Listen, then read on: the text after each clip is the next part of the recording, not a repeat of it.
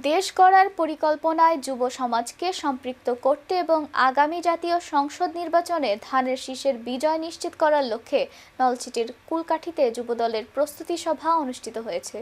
মঙ্গলবার ২৭ জানুয়ারি union BNP কার্যালয়ে Kulkathi union যুবদলের সভাপতি মজিদ তালুকদারের সভাপতিত্বে অনুষ্ঠিত এ সভায় প্রধান আলোচক হিসেবে উপস্থিত ছিলেন উপজেলা যুবদলের আহ্বায়ক সালাউদ্দিন শাহিন এবং সদস্য সচিব পলাশ সজন।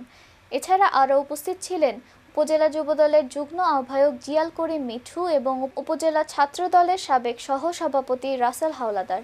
এর পর্যায়ে আমি নিজে মার খেয়েছি আমাদের বাস্তু চেয়ারম্যান থেকে, যেরকম আমরা কি বলে মন থেকে ভালোবাসার তাগিদে ক্ষুব্ধ আছে।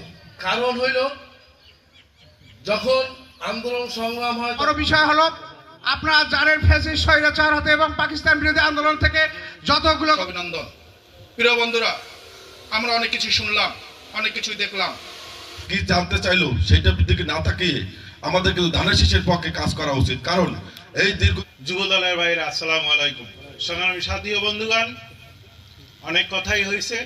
কৃষিকার্ডের একটা যে হ্যান্ডবিল সেটা আমাদের প্রেসে আছে, যদি আমাদের কর্মশালা করার সুযোগ হয়। এই আশাবাদ ব্যক্ত করে আজকের মতো আজকের সভা সমাপ্তি ঘোষণা করছি।